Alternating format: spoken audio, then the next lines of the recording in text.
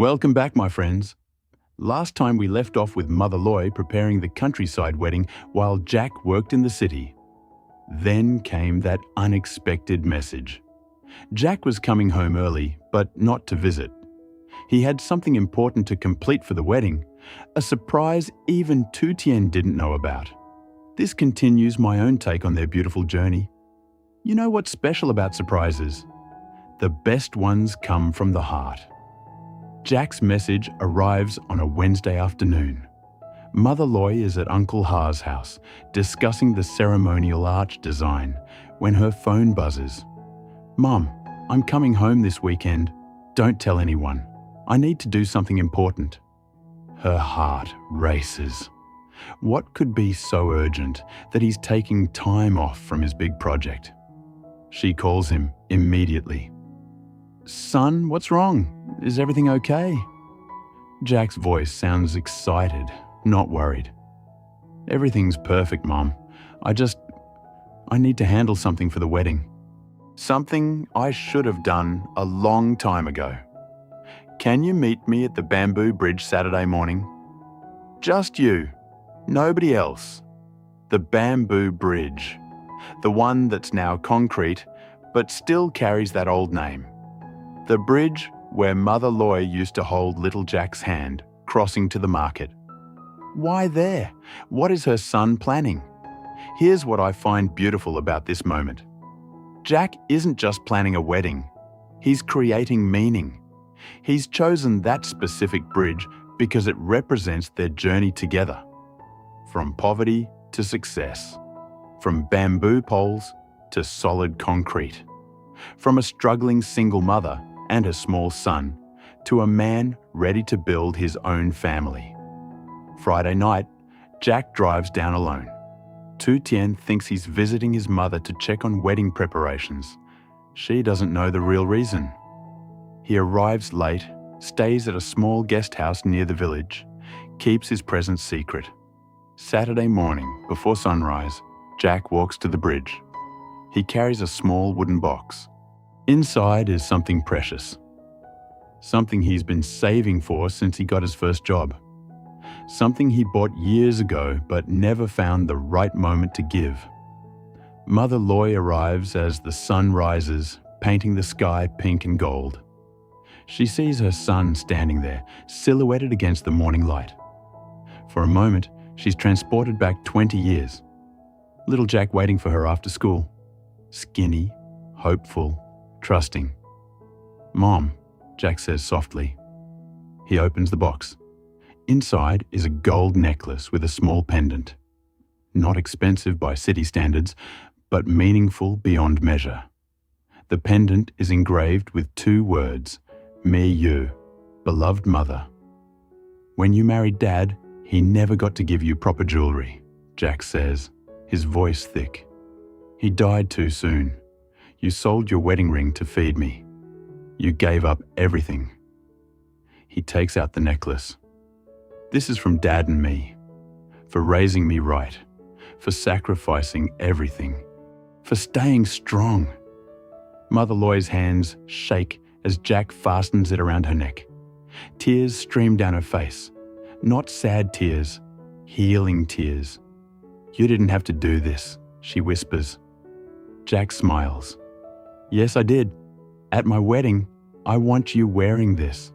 I want everyone to see that my mother is honored, that she's treasured, that everything I am comes from her." But here's what surprised everyone who learned about it later. That wasn't the only reason Jack came home. After the emotional moment at the bridge, Jack asks his mother to walk with him to his father's grave. It's a simple grave in the village cemetery, marked by a modest headstone. Jack hasn't visited in years. Too busy, too focused on success, too afraid of the emotions it would bring. Now he kneels before it. "Dad," he says aloud, "I'm getting married. I wish you were here. But Mom says you're watching. So I want you to know, I'll take care of her. Always. Like you would have if you'd lived." He places fresh flowers, lights incense, performs the traditional rituals Mother Loy taught him as a boy. Mother Loy stands behind him, crying openly now. This is what she wanted. Not a fancy wedding. This, her son honouring his father, completing the circle, making peace with the past before stepping into the future. The village finds out about Jack's visit within hours. Uncle Ha spots him leaving the cemetery. Aunt Than sees him walking with Mother Loy back to her house. Word spreads like wildfire. Jack came home. He's here. By afternoon, relatives gather at Aunt Than's house. They don't intrude, but they want to see him. Jack welcomes them all. Hugs Uncle Ha. Thanks Aunt Than for taking care of his mother. Shakes hands with every uncle who helped raise him. I came to ask you something, Jack tells them. They lean in, listening. This wedding, it's not just mine and two Tien's. It's ours, all of us. I want each of you to have a special role. He pulls out a list he prepared. Uncle Ha, will you lead the traditional blessing? Aunt Than, will you stand beside my mother during the ceremony? Uncle Hung, will you help me with the ancestral altar? The elders look at each other, surprised and deeply moved. In modern weddings, young people usually hire strangers for these roles, but Jack wants family, real family, people who know his story. Of course we will, Uncle Ha says, his voice gruff with emotion. We'd be honoured. The other uncles nod eagerly. Aunt Than wipes her eyes. Your father would be so proud, she whispers. That evening, they have an impromptu gathering. Just family. Simple food. But the warmth fills the room like sunshine. Jack tells them about Tu Tien's excitement for the wedding. How she's been practicing Vietnamese cooking. How she wants to honour all the traditions properly. She's a good girl, Aunt Than says. She respects the old ways. That's rare nowadays. Mother Loy smiles. She's learning. She asks me questions every day. What offerings to prepare? How to greet the elders? What to wear? She wants to do everything correctly. What I love about this moment is how respect creates belonging. Tu Tien could have insisted on a modern city wedding. But she didn't. She's embracing Jack's culture, his traditions, his family. And in return, they're embracing her. That's how families merge successfully. Through mutual respect and genuine effort. Uncle Ha asks Jack about his construction business. Is it stable enough? Marriage is expensive. Jack nods confidently. The big project I mentioned, we just signed the contract. It's solid. I can support Tu Tien and Mom properly now. The uncles exchange satisfied glances. This is what they want to hear. That Jack isn't just chasing love. He's building a foundation, being responsible, acting like a man ready for marriage. But then Jack reveals something that makes the whole room go quiet. There's one more thing, he says carefully. After the wedding, I want Mom to come live with us in the city, permanently. Mother Loy's head snaps up. Jack, no, I'm fine here. Jack raises his hand gently. Mom, let me finish. You raised me alone, sacrificed everything. Now it's my turn. Tu Tien and I discussed it. We want you with us. We bought a bigger apartment with a room for you. We want you to enjoy your grandchildren someday, to rest, to let us take care of you. The room fills with emotion. Aunt Than reaches over and squeezes Mother Loy's hand. Uncle Ha nods approvingly. That's how it should be, he says. Children taking care of their parents. That's proper. Mother Loy looks torn. But what about here? What about all of you? Aunt Than laughs through tears. Sister, we're not dying. You can visit. We'll visit you. But your son is right. Your place is with him now. Let him be a good son. And then, something beautiful happens. Mother Loy looks at Jack, really looks at him. The little boy who used to hold her hand crossing the bamboo bridge is gone. In his place sits a man, strong, capable, ready to lead his own family, ready to honor his mother properly. "Okay," she whispers. "After the wedding, I'll come live with you." Jack's face breaks into the brightest smile. He gets up, walks around the table, and hugs his mother tight. "Thank you, Mom. Thank you for trusting me." The relatives applaud, not loud, just gentle clapping. But it's enough. It's approval. It's blessing. It's the village saying, "Yes, this is right. This is how families should work." That night, after everyone leaves, Mother Loy and Jack sit on Aunt Thon's porch. The countryside is quiet except for crickets and distant frogs. "Are you happy, Mum?" Jack asks. Mother Loy nods. "More than I ever imagined. I thought I'd spend my old age alone here. But now," she touches the necklace he gave her. "Now, I have everything." Jack looks up at the stars. "Dad would want this." "You know he would," Mother Loy agrees softly. "Yes, he always said family comes first. You're honoring that." And then Jack tells her the final surprise. The one that will make the wedding truly unforgettable. "Mom," Jack says, "I need to tell you what else I've been planning." Mother Loy turns to him, curious. Jack takes a deep breath. "I found Dad's old friends, his work buddies from before he died. I tracked them down, invited them to the wedding." Mother Loy gasps. "Jack, those men, it's been over 20 years." Jack nods. "I know, but they remember Dad. They remember you. One of them, Uncle Min, he told me stories about Dad I never knew.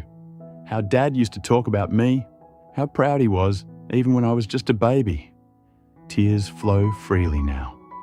"I want them there," Jack continues. "Not just for me, for you. So you can see that Dad's memory is alive, that he's not forgotten, that his friends still honor him." Mother Loy can barely speak. "How did you find them?" Jack smiles. "I spent 6 months searching, made phone calls, visited old neighborhoods. Tien helped me. She said every person who knew Dad is a gift, a connection to the past you deserve to have at your son's wedding. This is bigger than anyone expected." Jack isn't just planning a wedding. He's orchestrating a reunion, a healing, a celebration that connects past, present, and future. The next morning, Jack prepares to return to the city. But before he leaves, he walks through the village one more time. He stops at every house where relatives helped raise him, thanks them personally, invites them officially, makes them feel valued. Uncle Ha walks him to the main road where his car is parked. "Your father would be proud," the old man says again. "Not just because you're successful, because you remember, because you honor the people who helped you." Jack bows respectfully. "I learned from the best, Uncle. All of you taught me what family means." They shake hands, but then Uncle Ha pulls him into a hug. "We'll make this wedding perfect. You just bring that beautiful bride and trust us." Back in the city, Jack finds Tien waiting anxiously. "How did it go?" she asks. Jack tells her everything. The necklace, the grave visit, the family roles, the plan to bring Mother Loy to live with them. Tien cries happy tears. "You did all that in one weekend?" Jack nods. "I had to. It was time." Tien hugs him tight. "Your mother is so lucky to have you, and I'm so lucky to marry into this family." Jack kisses her forehead. "We're all lucky. We found each other. We honor tradition while building something new. That's everything." The weeks that follow are filled with preparation. Mother Loy coordinates everything from the countryside. Jack and Tien handle city logistics. The guest list grows to over 200 people. Not strangers, family and friends, people who matter. Uncle Ha finishes the ceremonial arch. It's beautiful, carved wood with traditional patterns. Aunt Than organizes the women to prepare decorations. Natural materials, bamboo, flowers, fabric in warm colors. Everything reflects the countryside's simple beauty. This is the part that gives me hope. Jack could have had a fancy hotel wedding, impressed everyone with money, but he chose meaning over show. He chose to honor his roots, his mother, his father's memory. That's wisdom. That's what creates lasting happiness. One evening, 3 weeks before the wedding, Mother Loy calls with an update. Jack, your father's friends. They're all coming. Uncle Min cried when I called to thank him. He said he never thought he'd see me again, that he's honored to celebrate your wedding. Jack's throat tightens. Good. That's good, Mom. Mother Loy continues. And the village? Everyone's excited. They're treating this like the village's wedding. Our wedding. They all feel connected to it. That's when Jack realizes what they've created. Not just a ceremony, a homecoming. A celebration that brings together everyone who shaped him. Everyone who matters. Tien, listening beside him, squeezes his hand. She understands now more than ever. She's not just marrying a man. She's joining a story, a history, a family that spans generations and believes in loyalty, sacrifice, and love. The wedding date approaches. Everything is ready. The countryside is prepared. The city guests have their travel plans. Mother Loy has her new necklace polished. The ancestral altar is prepared. Father's friends are coming. But there's one more surprise waiting. Something Mother Loy has been quietly planning on her own. Something she hasn't told Jack yet. Something that will make the wedding day even more meaningful than anyone imagined. And what I believe comes next will be the most beautiful moment of all. Because when a mother loves her son this deeply and a son honors his mother this completely, the celebration they create together becomes something magical, something that reminds us all what family truly means.